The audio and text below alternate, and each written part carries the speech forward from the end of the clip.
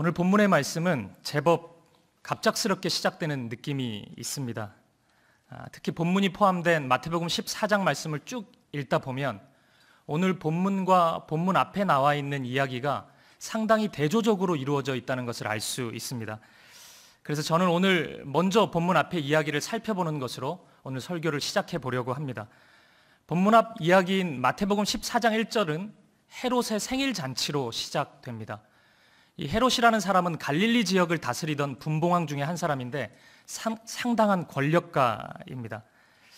이 사람이 가지고 있었던 권력의 힘의 크기를 보여주듯이 이 사람의 생일 잔치는 매우 화려하고 자극적인 요소들로 가득합니다. 우리가 자주 가는 여행지 중에 라스베가스라고 있지 않습니까? 안 가봤습니다, 저도. 뭐 그런 느낌인 거죠. 그러니까 자극적이고 화려하고 누구나 한번 가보고 싶은 그런 장소라고 할 수 있습니다. 쾌락이라는 단어와 어울릴 법한 일들이 계속 펼쳐지고 있습니다. 부적절한 관계로 아내가 된 헤로디아라는 여자가 등장하고 그녀의 딸이 춤을 추면서 분위기를 돋구고 있습니다. 그리고 이 공연이 끝나자마자 헤롯이 이야기합니다. 원하는 것이 있다면 그것이 무엇이든지 간에 내가 다 들어주겠다. 여러분 놀라질 않으시는데 지금 이 이야기는 동네 지나가던 아저씨가 하는 이야기가 아닙니다. 물론 동네 아저씨를 비하하는 건 아닙니다. 근데 뭐 술 마시고 그냥 뭐 집에 온 아버지가 그냥 밤에 하는 얘기가 아니지 않습니까? 지금 헤롯은 이 말을 현실로 만들 수 있는 능력을 가진 사람입니다. 그렇기 때문에 이 장면은 이 세상의 권력이 얼마나 크고 강한 힘을 가지고 있는지를 상징적으로 보여주는 장면이라고 할 수 있습니다. 화려한 쇼가 있고 산의 진미로 가득한 음식이 있고 보기 좋은 일들이 다 일어나고 듣기 좋은 말들이 막 난무하고 있는 그런 장소라고 할 수 있습니다. 여러분 이 생일잔치 보면서 어떤 생각이 드십니까? 한번 가보고 싶은 생각이 좀 드십니까? 세상적으로 보면 그런 마음 들 수 있습니다. 여기는 어떤 사람들이 올까? 어떤 사람들이 여기 초대받고 여기 가면은 얼마나 즐거운 일들로 가득할까? 뭐 그런 생각 충분히 들 수 있는 곳입니다. 그런데 이와는 너무나 대조적으로 오늘 본문의 장소는 빈들입니다. 그리고 이곳에는 이 빈들이라는 장소와 무섭게도 어울리는 사람들이 가득합니다. 본문의 14절을 보니까 몸이 아픈 사람들이 이곳에 가득했다고 이야기합니다. 환자들이 가득합니다. 15절에 보니까 수많은 사람들이 모였는데 먹을 것 하나 나눠 먹을 수 있는 환경이 아니었습니다. 세상에 권력가들이 가득했고 먹음직스러운 산의 진미가 가득했던 헤롯의 생일 잔치와는 상당히 대조적입니다. 찾다가 나온 게 물고기 2마리와 떡 5개, 겨우 그 정도 나올 수 있는 환경이었습니다. 결핍 중에도 이런 결핍 없습니다. 여러분 어떻습니까? 오늘 밤에 이 수요예배 나오는 거 말고 이 2곳 중에 한 곳 방문해야 된다면 어디 가고 싶으십니까? 초청장 한 장 내가 받고 싶다. 그러면 헤롯 생일잔치 초청장 받고 싶으세요? 아니면 빈들 초청장 받고 싶으세요? 애매합니다. 근데 놀라운 점은 뭐냐면 이 두 모임의 마지막 장면이에요. 헤롯의 생일잔치의 마지막 모습은 오늘 성경이 묘사하고 있는 것은 세례 요한의 머리를 베어가지고 그 쟁반에 담아가지고 가지고 오는 것으로 이 생일잔치의 마지막이 장식됩니다. 마무리가 하나님의 사람 세례 요한의 죽음. 이 장르가 즐거운 분위기에서 스릴러로 지금 바뀌어버리지 않았습니까? 굉장히 이상한 모습으로 이 헤롯의 생일잔치가 마무리됩니다. 그런데 오늘 이 빈들의 마지막 모습은 우리가 잘 아는 것처럼 오병이어의 기적입니다. 먹을 것도 없고 아픈 사람 가득하고 여기서 무슨 일이 일어나겠나 싶었는데 오병이어로 남자만 5,000명이 넘는 인원이 먹게 되고 그리고 음식 다 싸다 담아 보니까 12강주리가 넘게 남았다고 이야기합니다. 정말 다른 분위기 속에서 이 두 이야기가 시작되었는데 마지막 결론은 더욱더 대조적입니다. 이 질문을 해보지 않을 수가 없습니다. 여러분 이 두 장소 중에 어디가 하나님 나라 같습니까? 그렇죠. 빈들 같죠. 뭐 가고 싶다 이런 거 지금 하지 말고 빈들 같잖아요. 하나님 나라는. 성경을 보면 하나님 나라 이미지를 잔치 이미지로 많이 묘사하는데 진짜 잔치는 빈들 같잖아요. 물론 헤롯의 잔치가 잔치스럽게 시작은 됐지만 너무 끔찍하게 끝났잖아요. 하지만 빈들은 진짜 잔치답게 마무리된 것 같습니다. 그러면 두 번째 질문입니다. 이 차이를, 이 헤롯의 생일 잔치와 빈들이 오히려 잔치 같았는데 이 차이를 만들어낸 핵심은 무엇입니까? 어렵습니까, 이 질문이? 그렇죠. 물론 아무도 대답은 안 했습니다. 예수님이죠, 예수님. 헤롯의 생일 잔치에는 예수님이 없어요. 그런데 빈들에는 예수님이 있습니다. 누구나 가고 싶어 하던 헤롯의 생일 잔치, 화려하고 정말 재미있는 거 다 담겨 있는 것 같은 그곳에는 예수님이 안 가세요. 그런데 결핍이 가득한 빈들에는 예수님이 가십니다. 예수님이 거기 거하세요. 그럼 마지막 질문이 남았습니다. 예수님 왜 그러셨을까요? 왜 헤롯의 생일 잔치에 안 가시고 왜 빈들에 가셨을까요? 왜 예수님은 빈들에 가셔야만 했을까요? 저는 이 마지막 질문, 이 세 번째 질문에 잠시 멈추어 서고 싶습니다. 그리고 이 지점에서 발견할 수 있는 두 가지를 저와 여러분의 삶에 적용해 보고 하나님의 음성을 들을 수 있는 시간이 되었으면 좋겠습니다. 여기서 발견할 수 있는 첫 번째는 이것입니다. 예수님은 빈들에 있는 이들을 사랑하신다는 거예요. 왜 빈들에 계시냐고요? 예수님을 따라서 빈들에 온 사람들을 예수님은 너무나 사랑하시기 때문입니다. 오늘 본문의 14절 말씀을 한번 보실까요? 같이 한번 읽어보겠습니다. 시작. 예수께서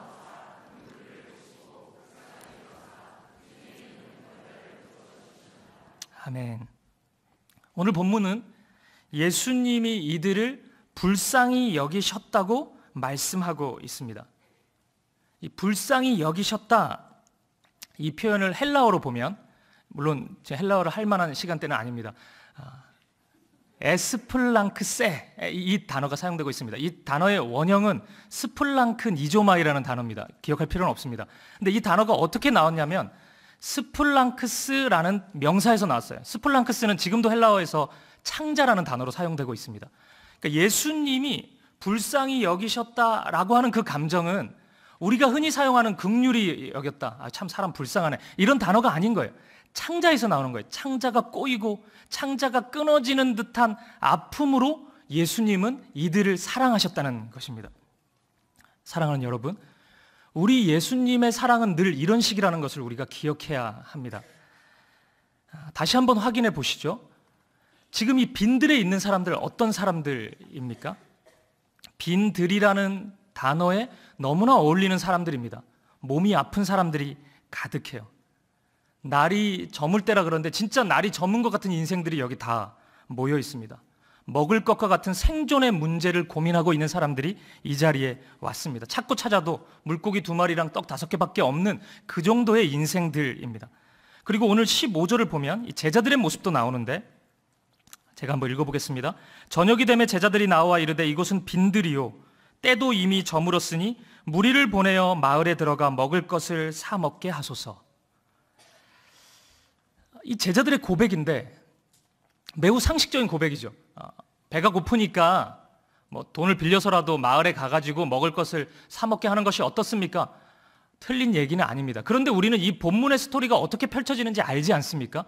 예수님의 기적이 일어나요. 오병이어로 5,000명이 넘는 인원이 먹게 됩니다. 이 이야기에 어울리는 고백입니까? 이제 곧 예수님의 기적이 일어날 텐데 먹을 거 지금 사 먹게 합시다. 이 정도인 거예요. 제자들이라고 해봤자 이 정도 고백밖에 안 나오는 사람들이었습니다. 그리고 또 그 외의 사람들도 있었습니다. 무슨 일 때문에 빈들에 왔는지는 설명이 되어 있진 않지만 아마 이렇겠죠. 예수님의 말씀을 듣지 않으면 도무지 살 수 없는 사람들. 무슨 일인지는 모르겠지만 그 목마름의 깊이가 너무 커서 빈들에까지 찾아와가지고 예수님의 말씀 한번 듣고자 모인 사람들. 이 사람들이 지금 빈들에 있습니다. 여러분, 예수님은 이 사람들을 너무나 사랑하시는 거예요. 어느 정도로 사랑하시냐면 스플랑크스 니조마이, 그러니까 창자가 꼬이고 끊어지고 막 그 정도의 깊이로 예수님은 사랑하시는 거예요. 예수님은 아이고 참 안 됐네. 어쩌다가 저렇게 먹지도 못하고 몸이 아파가지고 이렇게 사나. 이런 불쌍히 여기는 게 아니에요. 그건 우리식이고, 예수님은 진짜 창자가 끊어지는 아픔을 가지고 이들을 불쌍히 여기시고 사랑하셨다는 것입니다. 이 정도의 사랑의 크기이기 때문에 예수님은 이들을 만나러 빈들로 가셨던 거예요. 사랑하는 여러분, 여러분의 인생이 빈들과 같다고 느껴질 때가 분명히 있을 것입니다. 만약 오늘 저녁에 주님 제가 그렇습니다. 제 마음이 빈들과 같고 제 삶이 빈들과 같습니다 라고 고백하는 분들이 있다면 오늘 예수님이 여러분 마음에 찾아오실 것입니다. 그냥 사랑이 아니고 창자가 끊어질 듯한 큰 사랑, 그 아픔을 견디는 사랑으로 저와 여러분을 찾아오실 것입니다. 그 고통에 몸부림치는 우리를 예수님은 잊지 않으셨습니다. 오늘 저녁에 그 예수님 만날 수 있는 저와 여러분 되시기를 축복합니다. 그리고 두 번째, 빈들에 찾아오신 예수님을 통해 발견할 수 있는 이 두 번째 진리는 예수님은 때때로 우리를 빈들로 인도하신다는 점입니다. 사실 이러한 진술은 우리의 마음을 굉장히 불편하게 합니다. 빈들로 가야 됩니다. 안 가고 싶잖아요, 우리가. 그런데 이것은 사실이에요. 제가 만약 여러분에게 여러분의 인생 가운데 빈들은 없을 겁니다 이렇게 외치는 것은 사기입니다. 이 땅의 삶을 살 때 우리는 누구나 우리에게 처해진 빈들을 걸어갈 수밖에 없습니다. 그럼 왜 그러실까요? 뭐 자연스럽게 가는 건 모르겠는데 왜 예수님이 의도적으로 우리를 빈들로 데려가신단 말입니까? 그 답은 그곳에서 우리가 어떠한 존재인지를 발견할 수 있기 때문입니다. 다시 말하면 우리가 빈들에 설 때에야 바라볼 수 있는 것이 있다는 거예요. 빈들에 서 있지 않으면 도무지 보지 못하는 그것을 보게 하기 위해서 예수님은 우리를 빈들로 데려가신다는 점입니다. 사도행전 1장에 보면 십자가에서 죽으시고 부활하신 예수님께서 제자들에게 약속하신 성령이 임할 것을 말씀하십니다. 그리고 이렇게 말씀하세요. 예루살렘을 떠나지 말라. 이렇게 말씀하십니다. 예루살렘을 떠나지 말고 약속하신 그 성령을 기다리라고 말씀하세요. 왜 예루살렘일까? 신학적인 대답이 있습니다. 하지만 순전히 제자들 편에서 본다면 예루살렘은 굉장히 불편한 곳이잖아요. 제자들에게 있어서 예루살렘은 그들의 바닥난 인간성이 적나라하게 드러난 장소입니다. 죽는 한이 있더라도 예수님을 떠나지 않겠습니다. 그렇게 고백했지만 닭이 울기 전에 3번이나 예수님을 부인했던 곳이 예루살렘이에요. 예수님께서 십자가에 죽으실 때 몰래 숨어가지고 예수님 앞에 당당히 나서지 못했던 그 장소가 예루살렘입니다. 부활하신 예수님을 바라보고도 예수님 앞으로 나오지 못하고 뿔뿔이 자기 갈 곳을 찾아 갈 수밖에 없었던 곳이 예루살렘입니다. 제자들에게 있어서 예루살렘은 겉과 속이 다름이 환히 드러나는 곳, 자신의 신앙의 수준이 다른 사람이 볼 때는 굉장히 높게 볼 수 있었는데 내 신앙의 수준이 어느 정도인지 적나라하게 드러난 곳입니다. 그렇다면 예수님께서 말씀하신 예루살렘을 떠나지 말라는 말씀은 어떻게 다가왔겠습니까? 나의 연약함, 나의 신앙의 본질, 그것을 바라볼 수 있는 그곳에서 한치도 떠나지 말고 머물러 있으라는 것입니다. 언제까지 머물러 있어야 됩니까? 고통을 주는 그 장소를 언제까지 머물러 있어야 돼요? 성령이 임할 때까지. 우린 머물러 있어야 돼요. 예수님이 날 위해서 십자가에 죽으셨다는 그 사실이 억울하게 느껴질 때까지 우리는 있어야 돼요. 왜 예수님 나를 위해 죽으셔야 됩니까? 왜 예수님 나를 그렇게 사랑하셔야 됩니까? 그 죽음이 악몽처럼 느껴질 때까지, 억울하게 느껴질 때까지 우리는 그 자리를 떠나서는 안 됩니다. 외로움이 사무치고 고독함이 오고 절망이 찾아오는 그 빈들을 떠나지 않고 우리는 계속 있어야 돼요. 바로 그 자리가 성령을 받는 자리입니다. 바로 그 자리를 통해서 우리는 나의 연약함을 바라보는 것이에요. 내가 주님 없이는 살 수 없는 존재라는 것, 내가 하나님과 함께 인생을 걸어가야 된다는 것을 그 빈들에서, 예루살렘에서 우리는 확인할 수 있는 것입니다. 그렇기 때문에 우리 예수님은 때때로 우리를 빈들로 인도해 가십니다. 이렇게 본다면 오늘 본문이 말하는 빈들은 우리라고 볼 수 있습니다.